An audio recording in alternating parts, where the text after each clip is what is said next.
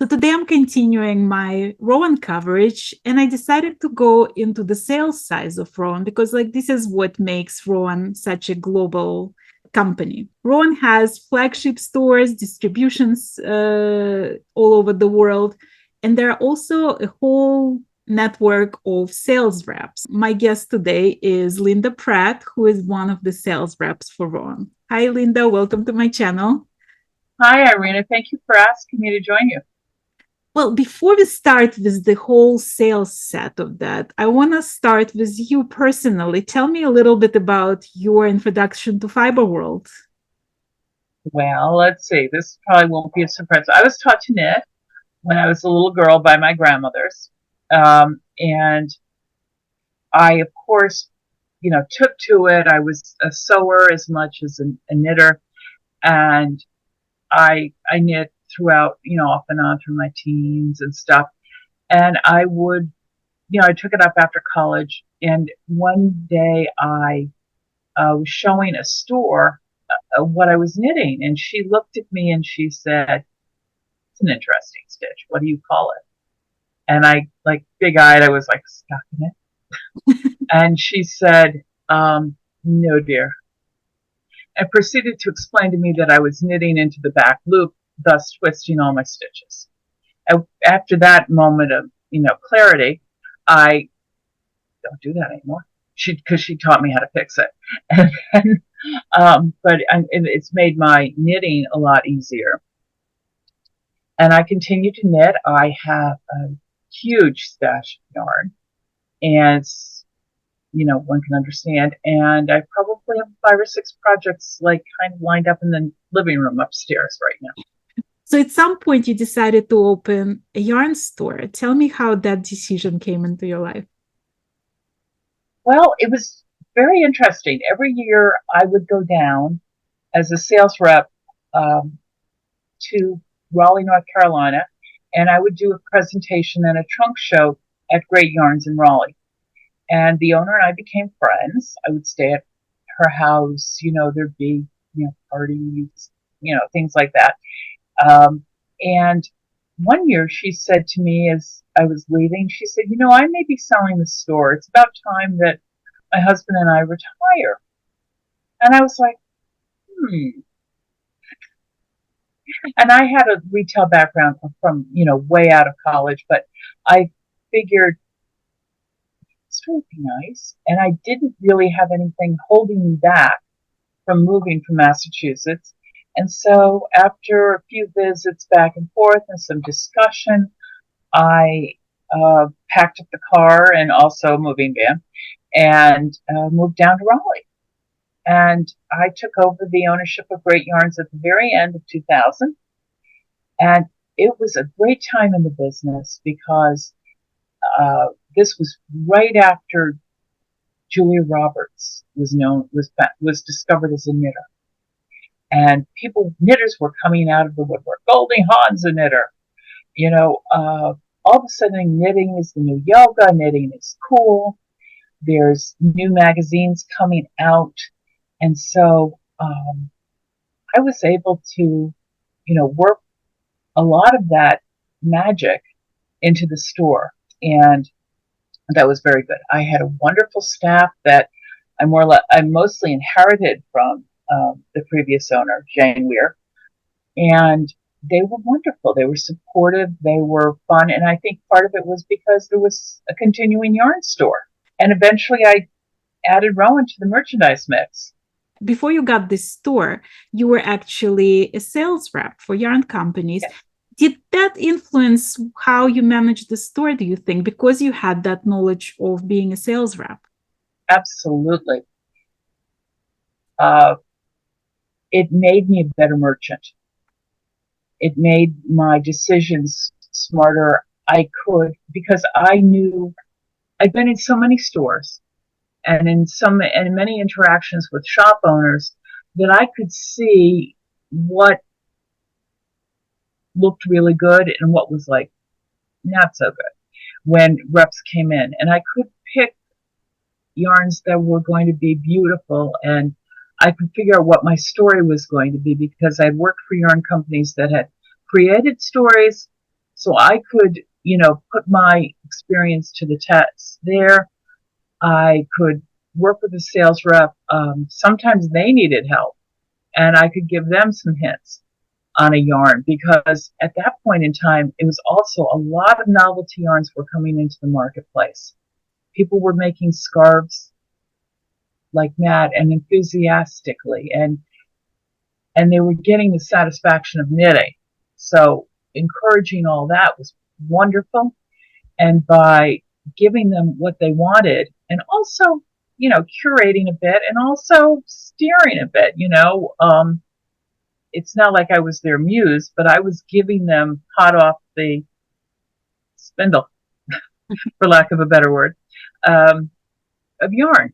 And so it was a wonderful experience, and I really enjoyed it. And I was able to learn a lot from both interacting with the other yarn companies and interacting with the customers, who were some of the most loveliest people I've ever met. Well, let's talk about how Rowan entered your life, because you worked with Rowan yarn before, but like as a store owner, did you work with Rowan as well? I decided that one of the things that I wanted to do for the store to expand is to become a Rowan account. And Rowan had a stockist system. And so I knew that I would have to kind of work a little slowly, but steadily, and grow that business. And my Rowan sales rep was very supportive. And so she, would always advise me on things. Plus, I would see yarns that I thought, we could fit into the assortment at Great Yarns. So between the two of us, probably by year 3, I was a Rowan stockist, and right after that, I became what's called a Rowan at, which is the older version of today's flagship. And because I had been in the business for a while, and people knew me before I had the store, and because I was involved with the trade association, it was easier sometimes to get a designer to come in. Brandon Mably did a workshop for my customers once. That was a lot of fun, and I was surprised at how well received it was, because I'd always heard about these workshops, but never knew that people really, really embraced the designer. I was blown away. And I'd also have people visiting from magazines, and also some people from, Rowan management, who would be, kind of in the area. And all of that was because I was able to build so much credibility at a relatively fast pace and be a good customer back to the brand. And it became more and more Rowan than anything else. Well, how do you go from being a store owner, flagship store owner, to becoming a sales rep again for Rowan? Well, as they say, it's all in the networking. Before I bought my store, I was involved with our trade association, which at the time was called TNNA.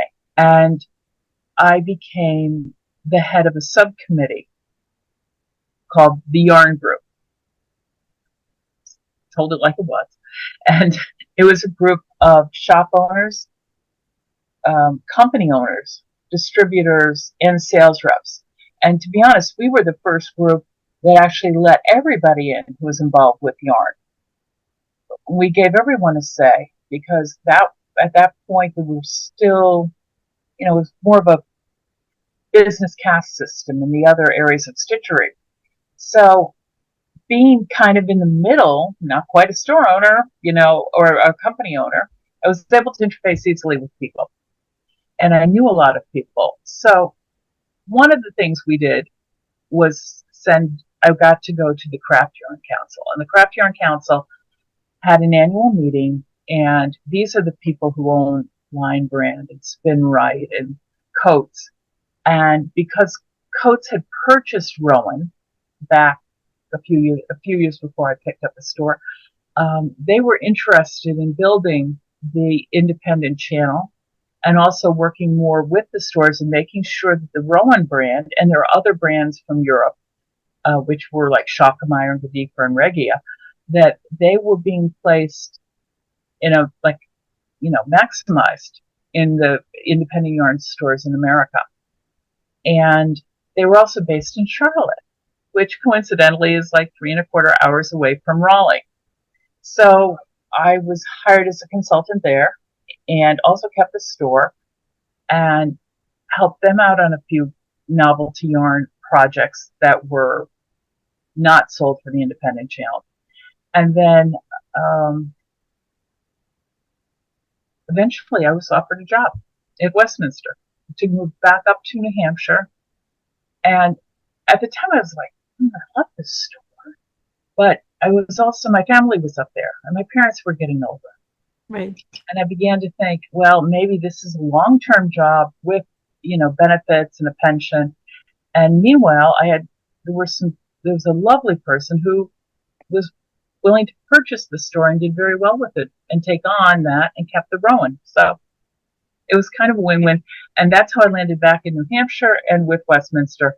I'm always curious because Rowan has so many yarns, so many different yarns, that I'm sort of curious how it works as far as training goes. Like when you become a Rowan salesperson, is there some formal training, or is it sort of like, do you learn as you go? How do you know how to present the yarns the best?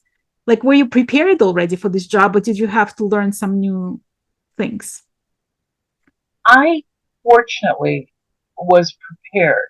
However, not everyone is. And coming into the this business as a sales rep, it can be a huge disadvantage if you're not familiar with the yarns and some of the properties of the yarns, because you may be missing some of the benefits. And one of the things that Rowan does is Rowan provides a good amount of training in just when they do the seasonal launches, and they provide samples at the same time so you can look at the yarn and say, this is what they're talking about.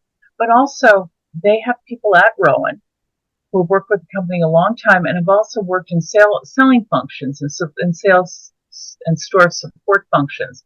They really can talk about what a store needs and what the selling points are, and can give advice regarding colors and textures and what to say and do and suggest. And besides the introductory collections, which are always lovely for a new yarn, what else in the back story, the backlog of Rowan patterns can be offered? What does this complement? Is there another yarn that can be worked with this in terms of both, in design, not always just held together, but, yarn A and yarn B for striping, or, what else can be done creatively so that the rep can suggest things that are just simply not just out of portfolio, but also taking into account that they can, work on a tweed story or a mohair story or, a basic story. Do you need some baby yarn? We've got that. And how Rowan is just, a little bit nicer and a little bit more special, and why the customer will pay a little bit more for that versus something that's mid-range. Well, another thing that you and I sort of touched on briefly before we started this interview was that what makes Rowan stand apart from the competition is their design team and their magazines and their publications. Because not every yarn company shows you what you can do with that yarn. Not every yarn company hires world-class designers, like celebrity designers, to work on their team and to create something new and exciting with their yarn. Does that make your job as a sales rep much easier? Oh, much easier, because basically if you say, here's a brochure from Martin's Story with cables, and this is an updated version in this new yarn of a best-selling design from 4 years ago. There is one this season too, where you can actually make an example. There are certain design ideas that Martin has that are so successful and become so familiar and that people want to make them again and again, because when he reintroduces it with a different twist, or a different motif, some different sleeve shaping, neck shaping, cuffs, all of those elements that differentiate it, but still bring in the good memory of, I enjoyed that first sweater, I'm going to love this second sweater. And that's what the shop owner needs to feel like they can sell that, because they're selling happiness and satisfaction, and they're also selling something that will get the customer back in, that the customer feels like they've accomplished something they take pride in, and it's the store owner's goal to nurture that. And so as a sales rep, you need to plant those little seeds so the shop owner can say, oh, I have 5 people who made that sweater. I'm going to, get a sample done of that new version, because people will love it, and it's different enough. You educate the store owners. You show them the possibilities of what can be done with certain Rowan yarn. Do Right. they teach you anything back? Like, do you get from the feedback that you receive from them? Do you learn something? And does that get passed to Rowan? It definitely gets passed to Rowan, but what they teach is that didn't work. And they explain their experiences very well. They are able, because the yarn is right there. They're not talking about, an imaginary concept. They're saying, and I tried. And you obviously know they tried. I mean, they want to pay the rent, so they're doing their best they can do. And it just didn't click. For some reason, back when I owned Great Yarns, I used to, the palettes used to be very much more subdued that the yarn companies offered, like mauves and browns and tans and ochres. And when I bought the store, Jane Weir, who owned the store, said, we sell brights down here in the South. And that's very true. You didn't sell as much black and white as you sold up north. And I had total experience with selling yarn in New England, but you came down and you were like, I want pops of color. And yarns that come off of the shelves. And so I think when shop owners say things like, I didn't, you have an opportunity to change their minds, but you also know that you have an opportunity elsewhere to grow. I mentioned this a few times on my channel, that like, if I walk into the room in some yarn festival or something, and I don't know a single person, and not a single person comes to say hi to me, I see that as like so many new opportunities to make connections. And I feel like it's the same thing here. Like, when you hear all these suggestions, it's not necessarily critique. It's like the opportunity to improve, the opportunity to make product even better. Right. And if, let's say, something's not working, and then Rowan brings out something similar but better, then you can say the next season or the next year to the shop owner, well, they've listened to this feedback, and this is what they came up with.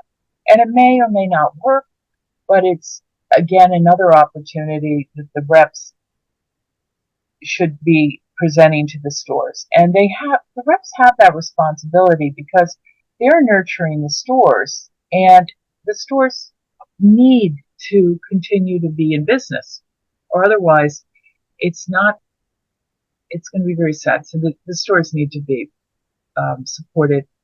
And Rowan does give a lot of tools to the reps to communicate with that. I'm imagining that depending on where the store is, the demand might be like very different, right? Like, I'm not even talking just climate, but also like cultures, because Rowan has stores in every corner of the world. So some places are more colorful, some places are more conservative. What makes a great salesperson versus a mediocre salesperson? And what role does Rowan play in creating great salespeople? Well, I think what makes a great salesperson is their ability to connect with the customer, the frequency that they connect with the customer, being it in person, being a Zoom, being it an email newsletter, or even a phone call. There's still phone calls. And you can, the more you talk to the store, the more you understand the store.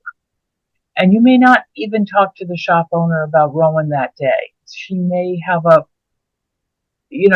flood in her store and you're talking about repairing tile or something else, but you're understanding where that person is coming from. And that's, that human behavior and that empathy towards, what's human about this relationship is very important.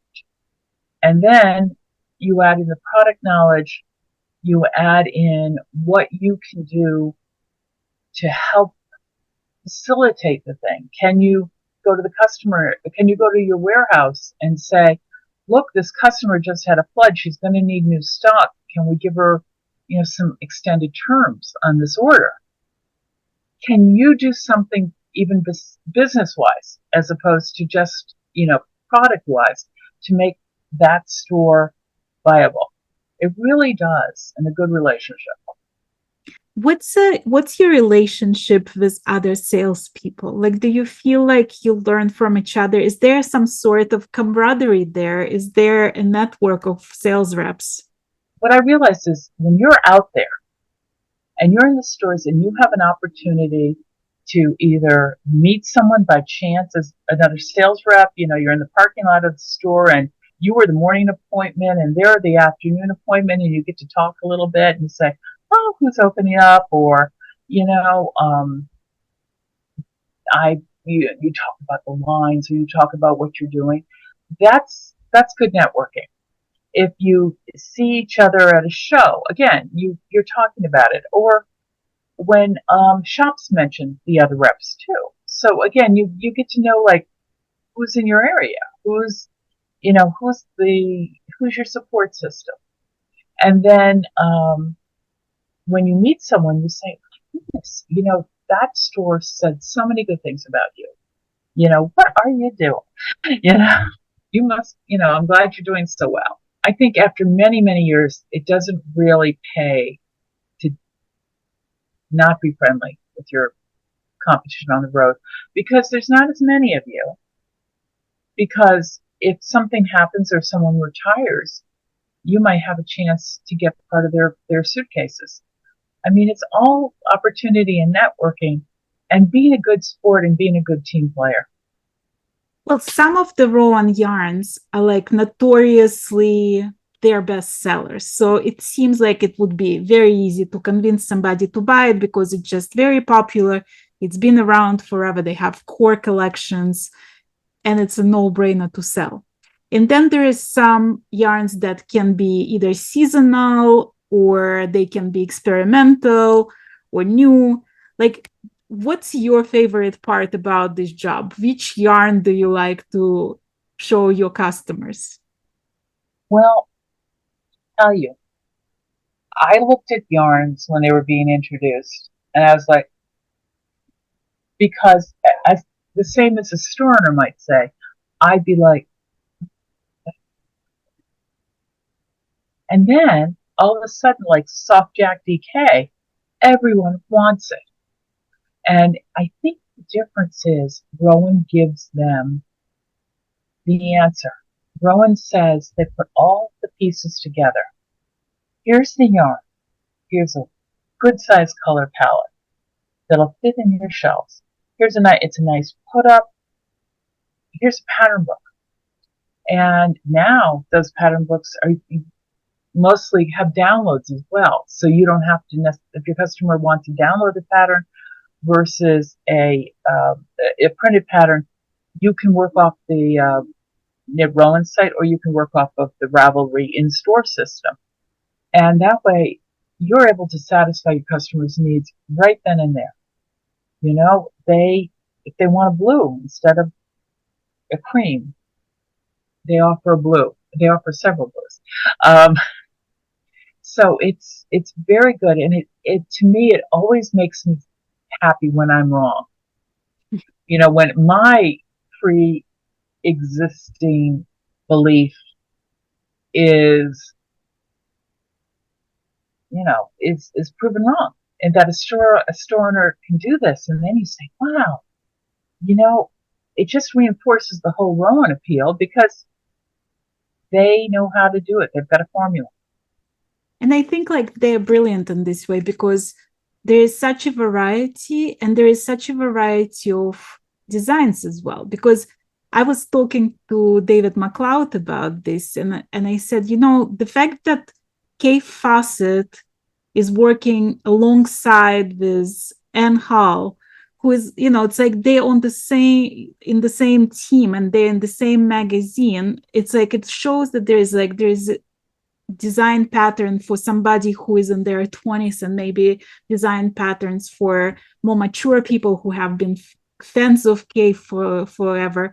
So this variety of different yarn bases, different colors, different patterns, it makes Rowan like you can find something for everyone basically. And you can, I mentioned Martin's story, but also obviously when you say, this is, look, Kate did this, and there's in fact some gorgeous new pieces in the Kid Silk's accessory collection that Kate designed, and you can, and it helps lift the collection into something that is more for the Kate passive level of knitter. And then there's some really lovely pieces by some up and coming designers that complement. And everybody can knit with Rowan. It's not like it's back in the 90s when most of the garments were from Kate or Annabelle Fox, but they were like picture sweaters. There's plenty of those still around, but there are also garments that are textural, that, a little bit more comfortable, that have a little less fussy shaping, or sudden, very fussy, very fussy. Everything, there's something for everyone, is what I'm trying to say, from the whole array of knitters. And so when a store says, they're a little shy about mixing colors, then you have something like the Mode collection, which is designed for more casual knitter and a little bit more comfortable fit, to show them that is another option. And that's, again, as you said, Rowan shows options. It's genius in how many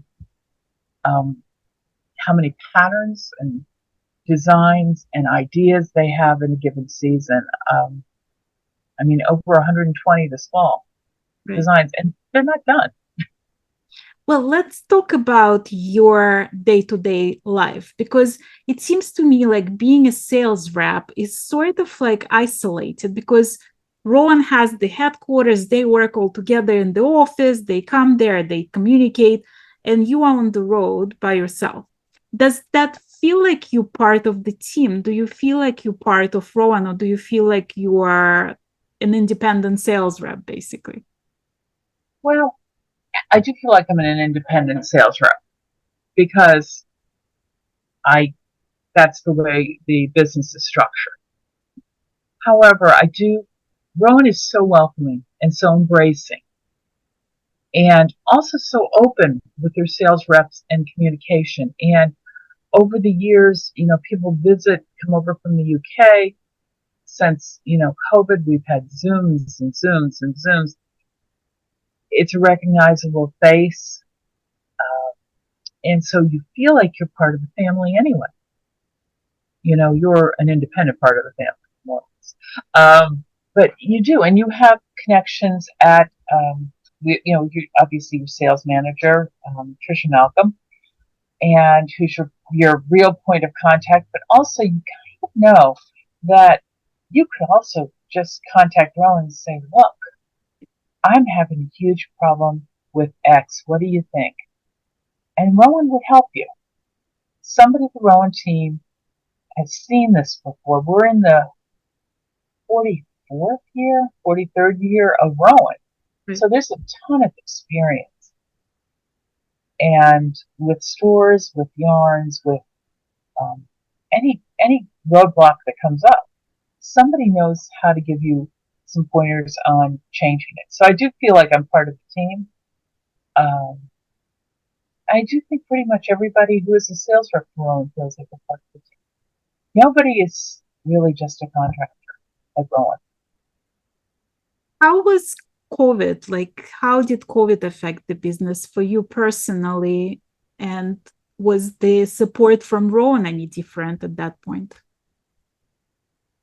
I have to say, Rowan really pretty much mobilized to make sure that they were connecting with the consumer as much as they were with the store. And only because they already had an established hierarchy, business model with the stores. And so anybody who was open knew how to connect with Rowan, with the distributor in North America. And there was plenty of info coming down that way, even though, to be honest, it was difficult for Rowan because they couldn't go to the office and they were all working off of Zoom and phone calls. So what they also realized is they needed to make sure that the consumer kept the brand at the top of their minds. And then knew enough then they could go to their store, connect with their shop owner. So they began to give more tools and more, they upped their social media. And that was a big thing. That was something that was on a growth path for Rowan. They continued that. And again, every time they do a consumer Zoom, they always say, yes, because they do sell directly. I'm not going to not say that, but they always say, use your yarn stores. They're a great resource. You want to keep them in business too. And that was kind of the philosophy they had during COVID, was to support the stores. And I remember we gave away some of the top selling patterns as free downloads to try to encourage more business. The consumer was running out of yarn. Yeah. Because they couldn't, they were knitting up their stashes. So that was good. And then as soon as stores opened, slowly but surely working with them again, and as a rep, being ready to help them no matter what they needed, even if they were just doing, pickups on the doorstep or whatever they needed for Rowan. I think Rowan was there for them. Well, I asked that every single person I interviewed so far. So I have to ask you, do you have a favorite in Rowan, in yarns? Yes, I'm sure I do. Let me look. I have a couple favorites. I love Kid Classic because years ago I worked for another company that sold a beautiful thick mohair. And so I got into this industry wearing a lot of mohair sweaters. And Kid Classic to me is as close as there is in the marketplace. So I kind of hoard that. And plus it's the right gauge because I'm not into small needles. I might once I retire, but I'm not now. And I love Pebble Island, which I know which again reminds me of another yarn that I loved in the past, which is no longer available, but it has that sponge and that feel. And it's worsted weight, so it falls in my life, and I love that too. And I have to say Belted Tweed, because there are so many colors, and with great exception, Rowan doesn't change them. And a while ago, I am lucky to have inherited some old color card books, and there are some colors still in Felted Tweed that existed in the second year of felted food back in the late 90s. I mean, that yarn has longevity, and because of what they put behind it. I mean, Rowan puts a ton of patterns, a ton of different ideas, knit-alongs, the midwinter knit-along. I mean, I've got it all ready. I haven't cast it on yet. I have all my yarn.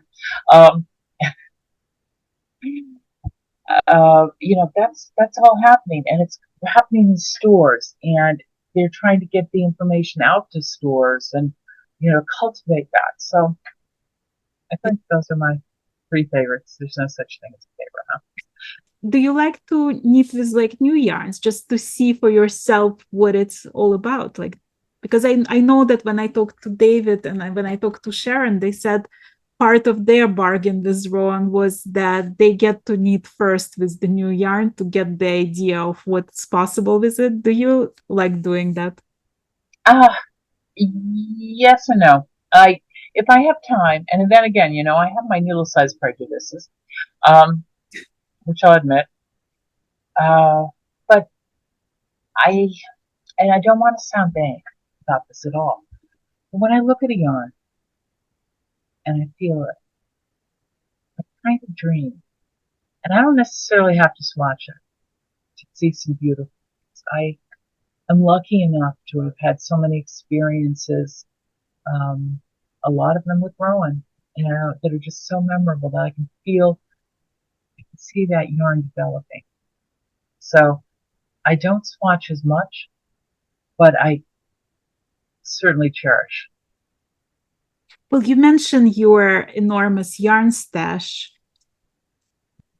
Did it change a lot since you started working with Rowan? Yes, it did. Um, I had when I left the store, I took maybe a couple garbage bags full of yarn up north, and then over the years, well, one of the first things I did for at Westminster, besides the marketing for Rowan, was I developed a yarn line called Nashua Hand Knits, and so I had a lot of yarn samples from that, and that some of those yarns, well, at least one of those yarns are still in existence today in the Rowan line. The creative linen is an old Nashua yarn, but it was a lovely, lovely blend, intimate blend of cotton and linen, where the fibers, you didn't get the extra long linen fibers, the extra soft cotton fibers, but it was blended in such a way that you get the softness and the strength, but nothing bad. None of the so it's a wonderful yarn. I'm sorry, but yeah. So that was there's some Nashua in my stash, and uh, but yeah, over time, and then when people who are destashing find out that I work with Rowan, they're like, would you like these 2 bags? I'm like, yeah, sure. Well, why to say no? So and there's always samples. I accumulated quite a bit of yarn, but it's all good. It's all quality. What's your favorite thing about working with Rowan? If I could turn my computer, I would show you the library I have of Rowan books. I mean, I grew up always, loving history and culture and things that were long lasting. And Rowan has all of them. Rowan has never not given out so much to the stores and to the customers. Offer. Their offer is always large. Their offer is, has a lot of core yarns, but also they go a little crazy sometimes, like back in the scarf days, or they go, on one tangent or the other. But there's always a beautiful, beautiful core. And it's like having volumes of encyclopedias or Shakespeare or poetry or anything else. It's the amount of reference materials that they've created. It blows my mind every time I look at it. Well, I want to thank you, Linda, for agreeing to be my guest today and giving us a little sneak peek and sort of like behind the scenes feel of what it is to work with Rowan and what it is to be a sales rep for Rowan. So I want to thank you tremendously for being my guest today. I really enjoyed our conversation. Well, thank you. I'm so glad you thought of me, and I really appreciate it. Rowan has been very special to me now for